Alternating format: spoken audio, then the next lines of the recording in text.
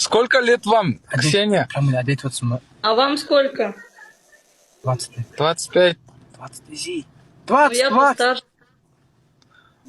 Ну, Он шутный, он 20. Ну, мне 21. А? Мне Чё, 21. Чё, слушаюсь? 21. Понятно. Питер, он чуть ли не идет. Он алдаватор деген сөзім ғой. Ты казахским чуть-чуть понимаю, да? Понимаешь, ты? Понимаешь? Я нет. Вообще нету, да? Не. Я понял.